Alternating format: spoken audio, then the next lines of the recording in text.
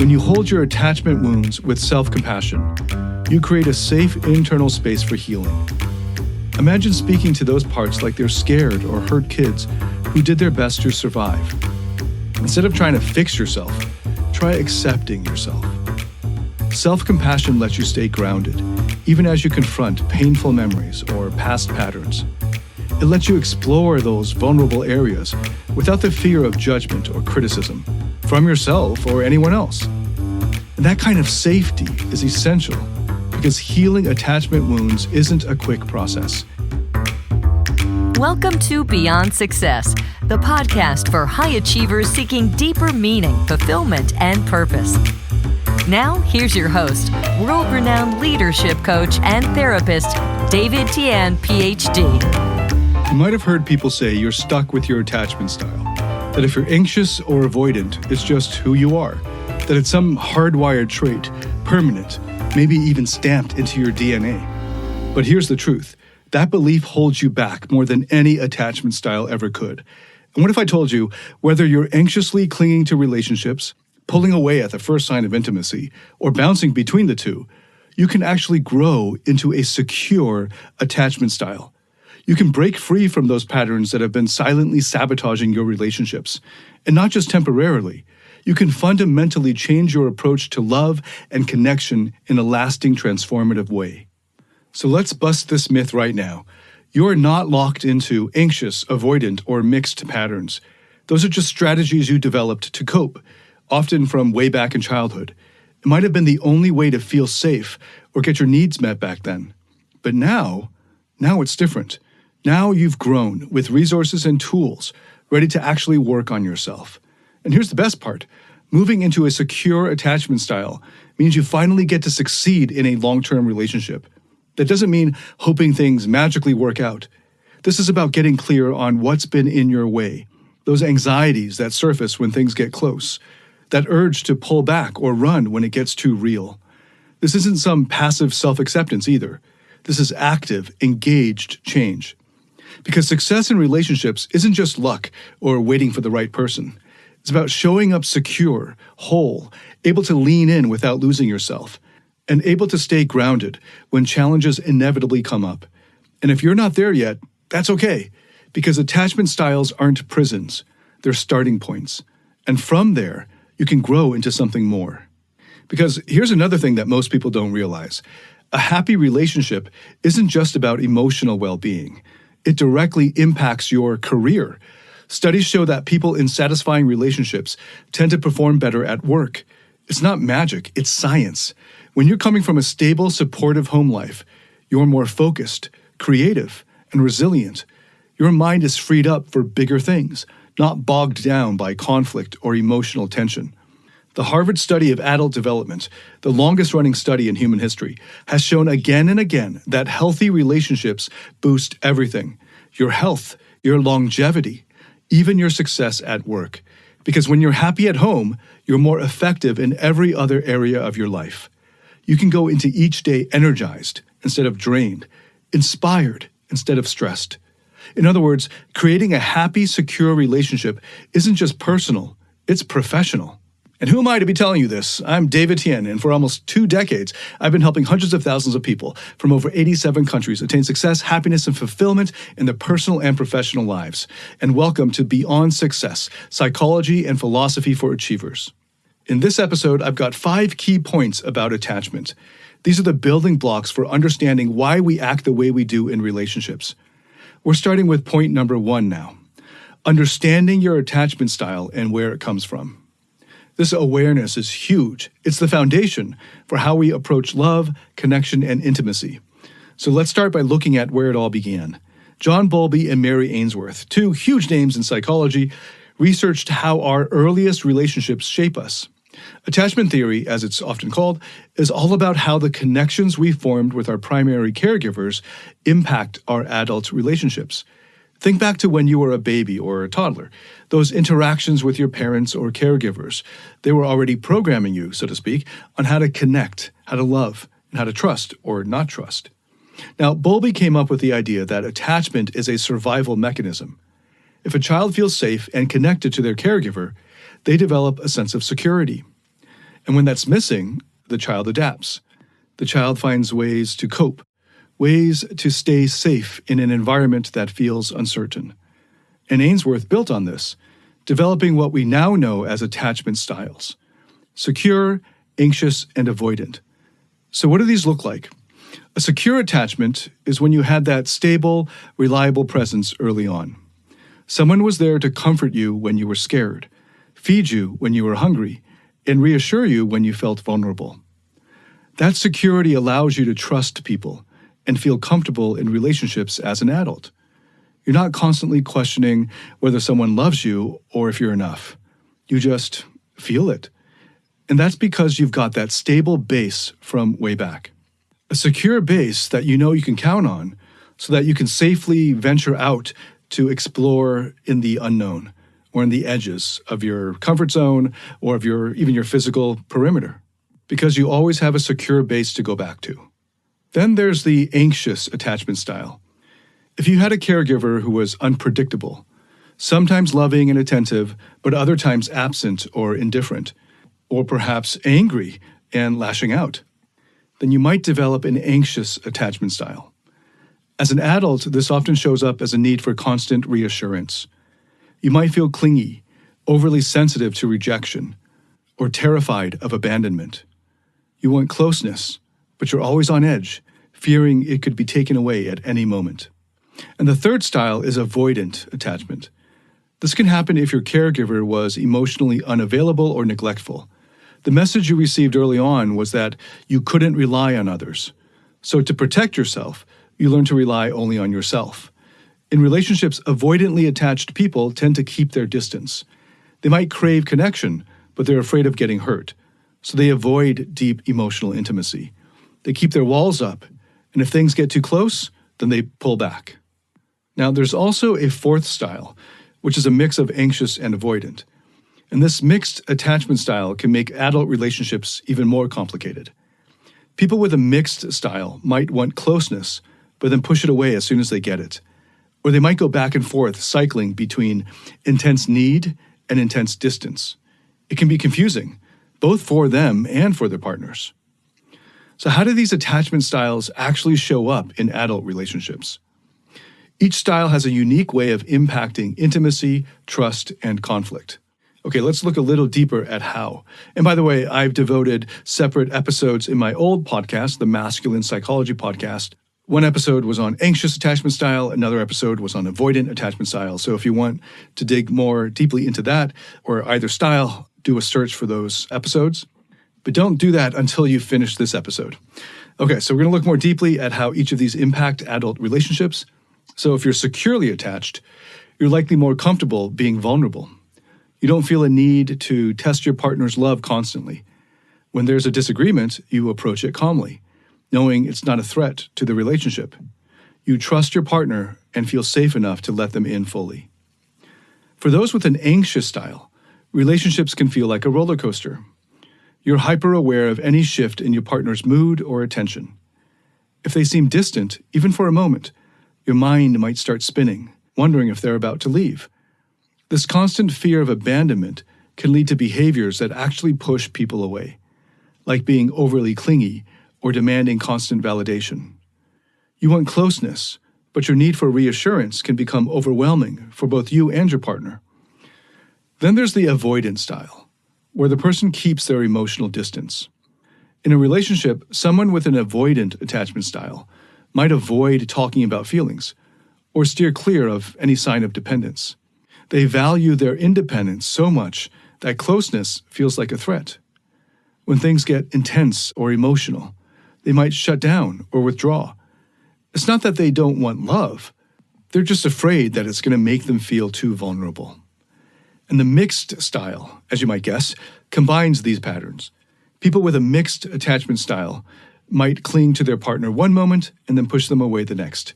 They might crave intimacy, but find it overwhelming when they actually do get close. This push-pull can create a lot of confusion and tension in relationships. Knowing your own attachment style is so important because if you're unaware of how these patterns play out, you'll just keep repeating them. But when you can identify your own attachment style, whether it's secure, anxious, avoidant or mixed anxious avoidant, you start to see your relationship patterns in a whole new and more empowering way. And self-awareness is key here. This isn't about labeling yourself or boxing yourself in a category. It's about understanding where you're coming from so you can consciously decide where you want to go. Knowing your attachment style allows you to recognize your triggers, your tendencies, and your default reactions. And once you know these, you can start working on them. You can start rewiring yourself toward a secure attachment style. So here's where we are now. Understanding your attachment style and how it's shaped by your early relationships is point number one. When you can pinpoint your attachment tendencies, then you're no longer at the mercy of them. You can start to be no longer at the mercy of them. You can start making choices that lead to healthier, more fulfilling connections. This is not easy, but it is possible. Now let's move to the second point, which is to dive into the inner work, the real deep inner work. And it's about how self-compassion can play a major role in healing those attachment wounds, the wounds that hold us back from truly secure, fulfilling relationships. So what does inner work actually look like? A big part of inner work involves getting to know what Richard Schwartz, the pioneer and creator of internal family systems therapy, what he calls our parts. Schwartz found that each of us has different parts within us, like distinct voices or versions of ourselves or subpersonalities. Many of these parts were formed at different points in our lives in order to protect us, especially when our attachment needs weren't being met. So imagine you're a kid reaching out for love, connection, or even just a bit of safety. Maybe a parent is there, but they're emotionally checked out. Maybe they're inconsistent, or maybe they're even harsh or overly critical.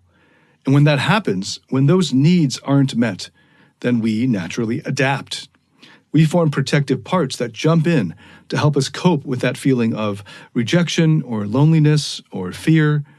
So let's say as a kid, you were constantly walking on eggshells, waiting for the next outburst. And to protect you, a part of you might have learned to avoid emotional closeness. Another part of you might have learned to be super attuned to others' moods, constantly monitoring for any sign of conflict. And over time, these parts became our default responses to any emotional situation in an intimate relationship or a close relationship. IFS therapy is all about getting to know these various parts of you, understanding their roles, and most importantly, healing the parts of you that have been stuck in these protective or neurotic roles for years, maybe even decades. Instead of just pushing through or ignoring these parts, IFS therapy encourages you to approach them with curiosity and respect. These parts aren't bad or evil. They're not flaws. They're not broken pieces of you. They're just strategies that you developed to survive, and they're still doing their best to keep you safe, like they did back then, and they don't know any better. And this is where self-compassion really comes in, because once you start uncovering these parts, it might be easy for you to feel frustrated or even ashamed. You might think, why am I still so afraid of intimacy? Or why do I always push people away when they get too close? But self-compassion lets you approach these reactions without judgment. You're not shaming yourself for being this way. You're accepting that there's a good reason behind each of these reactions, each of these defense mechanisms. When you hold your attachment wounds with self-compassion, you create a safe internal space for healing. Imagine speaking to those parts like they're scared or hurt kids who did their best to survive. Instead of trying to fix yourself, try accepting yourself. Self-compassion lets you stay grounded, even as you confront painful memories or past patterns. It lets you explore those vulnerable areas without the fear of judgment or criticism from yourself or anyone else. And that kind of safety is essential because healing attachment wounds isn't a quick process. It's messy. It's sometimes uncomfortable. But self-compassion keeps you anchored, allowing you to feel those emotions without getting overwhelmed or feeling like you're failing. And then there's the work of making peace with past relationships. And this is huge because if we don't come to terms with our past relationship patterns, we end up dragging them unconsciously into the present. If you've had a string of relationships where you felt anxious, always fearing that your partner would leave, that doesn't just disappear when you meet someone new. Or if you've always kept your emotional distance when things get close, In order to avoid being hurt, those walls don't just magically crumble. Making peace with past relationships means acknowledging the patterns that you've been stuck in and recognizing how they're affecting you today. This isn't blaming yourself or blaming your exes.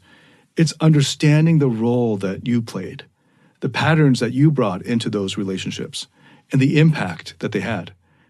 It's seeing how your parts were acting out of self-preservation, maybe even out of love, but in a way that didn't serve you in the long run.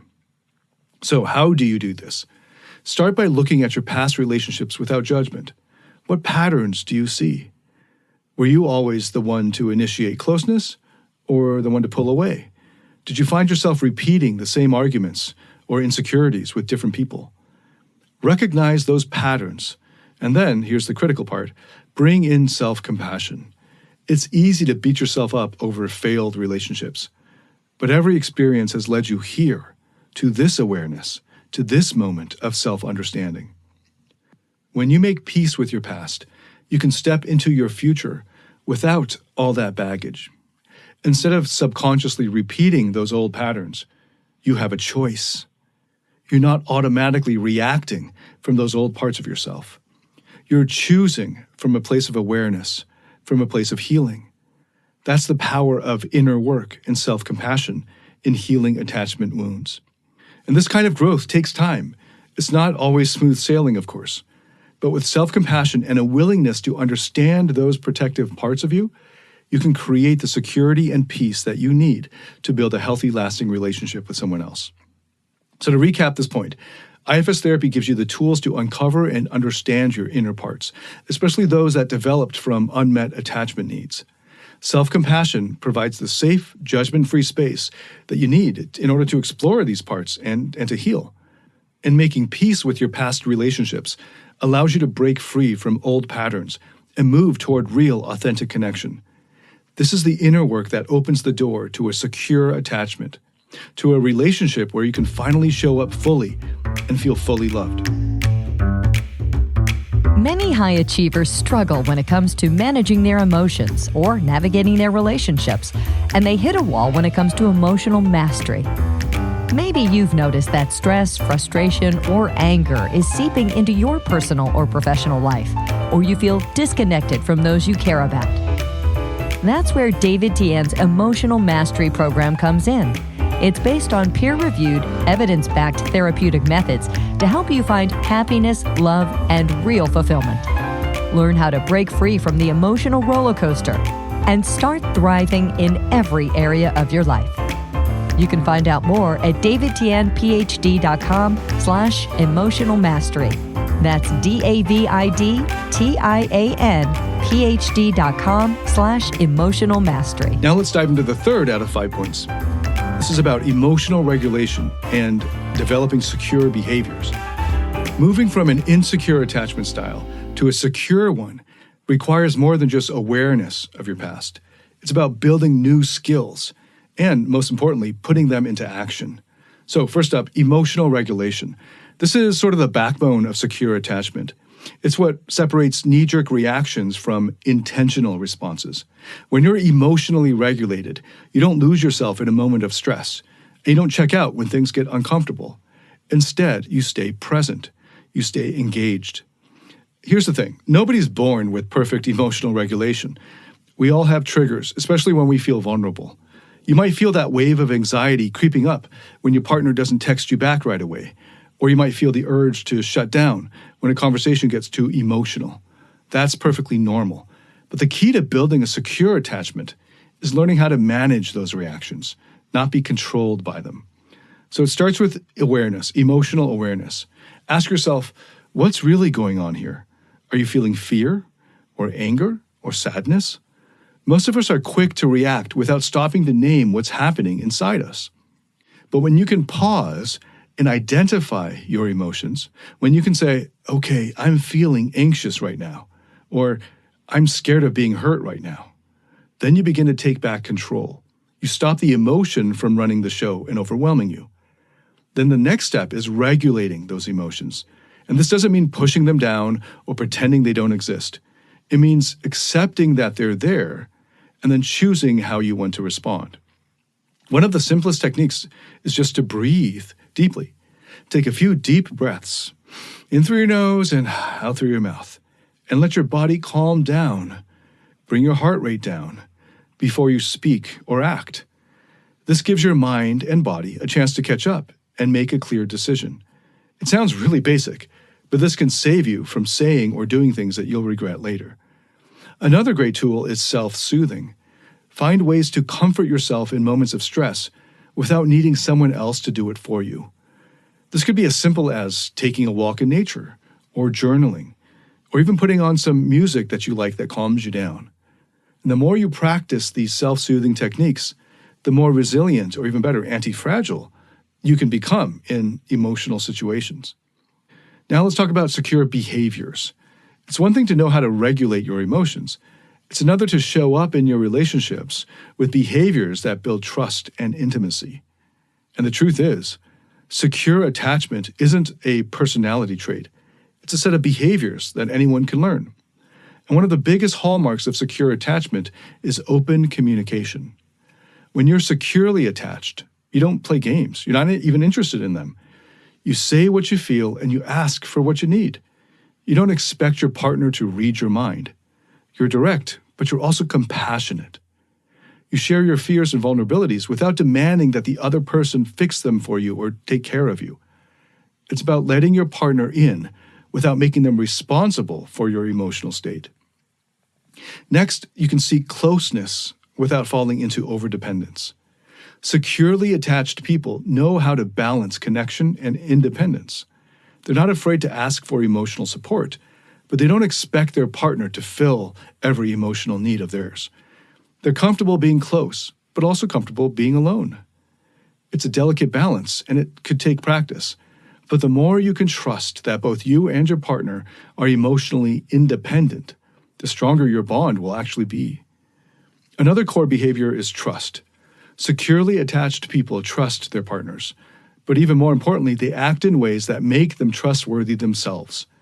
They keep their word. They follow through on their commitments. They don't engage in behaviors that would undermine the relationship, like manipulation, dishonesty, or passive-aggressive games. Trust is built through consistency over time. It's the small, everyday actions that add up over time.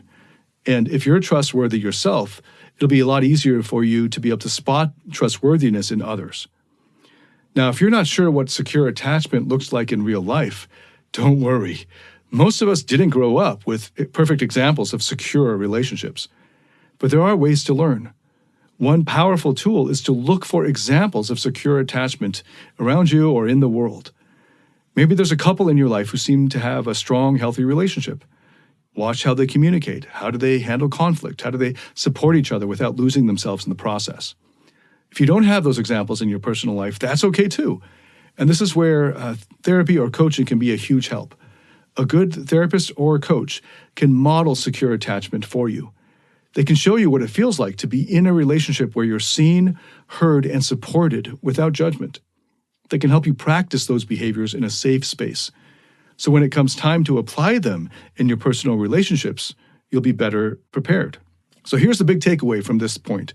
Secure attachment is a skill. It's something you can develop through practice. It starts with emotional regulation, being able to manage your reactions in moments of stress or vulnerability. And from there, you can begin to practice the behaviors that build secure relationships, like open communication, healthy closeness, and trustworthiness. If you don't have any examples of this in your own life, don't hesitate to seek them out through therapy or coaching. Secure attachment is something anyone can learn, and when you do, it can transform your relationships from the inside out. So on to the fourth point out of 5, and this is something that most people overlook: the importance of a supportive therapeutic environment. This is crucial, it's key, especially if you're working to shift your attachment style. Whether you're coming from an anxious or an avoidant or an anxious-avoidant mixed style, trying to do all the work on your own can feel like fighting a battle with no armor. That's why having a strong supportive space is so crucial. Let's start by talking about group coaching. Now, a lot of people think therapy or coaching is all about one-on-one work, and that's definitely valuable as a modality. But group coaching has its own unique power. especially when it comes to attachment issues. Why? Because attachment styles form in relationships. The patterns of closeness and distance, fear and trust, all came from how we interacted with others early on. So it makes sense that the best way to heal and grow in this is also in relationships. And this time in a supportive group setting where the stakes aren't as high and where you have a professional coach to guide the process. Imagine you're someone with an anxious attachment style. You constantly crave reassurance, and you're always on edge about whether people will stick around. In a group coaching environment, you get to practice interpersonal connection in real time. You'll notice when that old fear of abandonment kicks in. But now, instead of panicking or trying to control the situation, you can bring it up and explore it, talk about it. You'll see that others share similar struggles. And together, you can learn that you're not alone in your experience. You get the space to express your feelings without the usual fear of being too much for someone. On the other side, if you have an avoidant attachment style, group work can be especially powerful too. Avoidants often struggle with intimacy and tend to pull away when things get too emotional. And in a group, you get to practice staying engaged even when things feel uncomfortable for you. You'll have the support of the group and the coach to push you just enough out of your comfort zone, but in a way that still feels safe enough. Over time, you build up your tolerance for emotional closeness, and you learn that connection doesn't have to feel like a threat. Let me tell you about one of my clients to illustrate this. We'll call him Kevin. Kevin came to me with a classic avoidant attachment style. He was successful in his career, but in his relationships, that was a completely different story. Every time he got close to someone, he'd find a way to sabotage it. Either he'd suddenly become too busy for the relationship, or he'd find fault in his partner and use that as an excuse to pull away. On the surface, he seemed calm and independent, but inside, Kevin was terrified of getting hurt. He joined one of my group coaching programs, and at the beginning, he wasn't sure about it. He wasn't used to talking about his feelings, let alone in front of a group. But here's the thing. He started seeing people in the group open up, share their fears, and support each other. And then something shifted. Kevin began to realize that everyone had their own version of these attachment struggles. It wasn't just him. That realization alone took a lot of the pressure off. And as the weeks went by, Kevin started participating more. And at first, it was just small, just sharing how he felt in the moment, acknowledging his tendency to pull away when things got real. And the group supported him. The group gave him feedback, held him accountable. And over time, Kevin learned to sit with his discomfort instead of running from it. And when he brought these new skills back into his romantic relationship, things really started to change for him. He was more present. He didn't pull away at the first sign of intimacy. And the relationship deepened, as you can expect. And so did Kevin's sense of connection in the relationship. And that's part of the power of group coaching. It's not just about learning new skills or getting advice from a coach. It's about witnessing others' growth, supporting each other, and practicing in a safe space. For people with attachment issues, it's one of the most effective ways to heal and grow, because you get to learn and practice the very thing you struggle with, relationships. Now that brings us to the next point, the final point, recognizing when to seek help. Attachment work isn't something you just figure out on your own, especially when it goes deep into childhood patterns. Therapeutic coaching isn't a sign of weakness or failure. It's a sign that you're ready to do the real work, that you're serious about breaking out of old patterns and creating healthier relationships. Kevin could have just kept going the way he was, sabotaging his relationships and telling himself that this was just the way he was. That's how he was wired. But he didn't. He sought out support, and that decision changed everything for him. And the same could be true for you. So how do you know when it's time to get help? Well, look at your relationships. Do you keep finding yourself in the same patterns, no matter who you're with? Are you constantly anxious in relationships? Or do you find yourself pulling away the moment things get too serious? If so, that's a sign that it's time to get some professional support. The deeper layers of attachment work are really hard to navigate alone. A skilled therapeutic coach can help you uncover the roots of those patterns and guide you toward more secure, fulfilling relationships. At the end of the day, it's about giving yourself the best possible environment to grow. Whether it's through group coaching or one-on-one work, having a supportive therapeutic environment is essential. You don't have to go through this alone. And with the right guidance, you can break free from those old attachment patterns and finally experience the kind of relationships you've always wanted. And add one more final piece of this journey, taking action toward a secure attachment style. And this is where it all comes together. Knowing your attachment style and understanding why you react the way you do is essential. But nothing changes until you start taking action. If you want to start developing a secure attachment style, you can start with small, doable changes. You don't have to dive into deep emotional vulnerability overnight, especially if that's way out of your comfort zone. Instead, you can start small. For example, if you usually hold back from sharing your feelings, practice opening up in little ways. If you're avoidant, try sticking around when a conversation starts to get uncomfortable rather than cutting it short. These small actions may not seem like much at first, but they build momentum. Each secure behavior reinforces your confidence, shifting your mindset and rewiring your brain over time.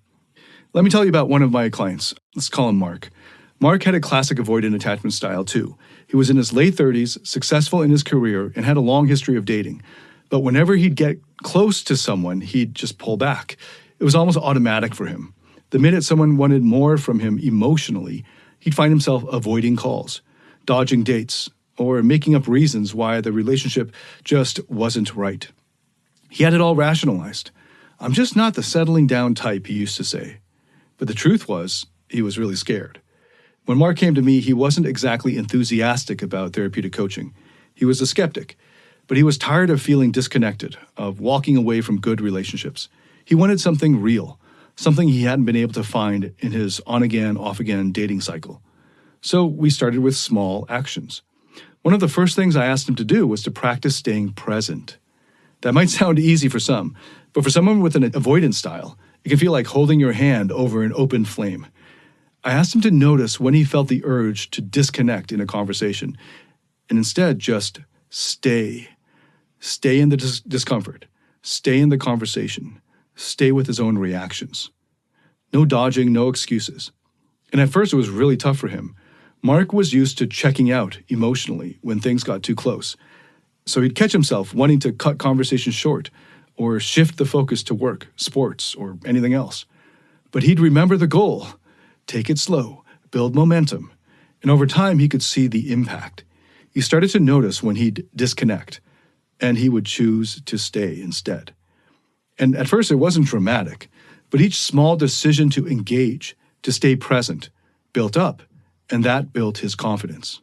The other crucial part of this journey is patience and persistence. Changing attachment patterns is a process. It doesn't happen overnight. Mark had to learn that he wouldn't wake up one day and suddenly feel secure. Progress was gradual, and there were setbacks. There were days when he'd find himself falling into old patterns, pulling back from someone that he cared about or shutting down emotionally. And it's easy in those moments to feel like you failed, like you're back to square one. But that's part of the process. Real change comes from consistency, from staying committed, even when it feels like nothing's moving forward. Healing attachment wounds and building a secure style is a bit like learning a new language. At first, everything feels unnatural, and you're conscious of every little thing you say. But the more you practice, the more natural it becomes. You're rewiring years, even decades of automatic responses, so you got to be patient with yourself. If you fall back into an old pattern, don't beat yourself up, acknowledge it, learn from it, and move forward. This isn't about being perfect. It's about showing up, day after day, with intention and persistence. And here's the most important part, investing in professional help. If you're serious about growing into a secure attachment style, having someone in your corner who's experienced in guiding this process can make all the difference, because it's really hard. Sure, you can make progress on your own, but attachment work goes deep, and it's easy to get stuck, feel lost, or fall back into old patterns. A skilled therapeutic coach brings perspective, support, and accountability that is almost impossible to get on your own. In Mark's case, having regular sessions helped him stay on track. There were times he felt frustrated, like he was putting in all this effort without seeing big changes. But having that guidance kept him moving forward. When he'd hit a wall, we'd talk it through.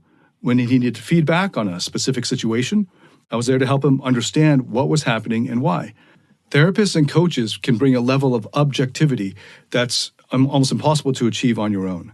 They can see patterns and dynamics that you might be blind to. They can give you strategies tailored to your specific needs and help you stay accountable when the work feels challenging. So look, attachment wounds are tied up with some of our deepest fears and insecurities. Having someone experienced to guide you through that can mean the difference between feeling stuck forever and making real progress. So if you're listening to this and thinking, I want that, secure attachment, real intimacy, meaningful relationships, know that it starts with small changes, practicing secure behaviors day by day. But don't go it alone if you don't have to. Therapeutic coaching can give you the structure, the guidance, and the accountability that you need to make this work sustainable. It's a journey, not a quick fix, but every step you take, no matter how small, brings you closer to the kind of relationships you truly want. The ones where you feel safe, where you can be yourself, where you're both fully seen and fully loved. So start today. Make those small changes. Be patient, stay committed, and invest in the support you need to see it through. All right, let's bring it all together. We've covered a lot today, but if there's one thing to take away, it's that building a secure attachment style is possible. It just takes understanding, action, and patience. So let's recap the 5 key points that can set you on that path. First, we started with understanding attachment styles and their origins. John Bowlby and Mary Ainsworth showed us how early relationships shape how we connect with others. Whether you're anxious, avoidant, or secure, knowing where it all comes from gives you a foundation for growth. Second, we talked about the role of inner work and self-compassion. This is where IFS, or internal family systems therapy, comes in.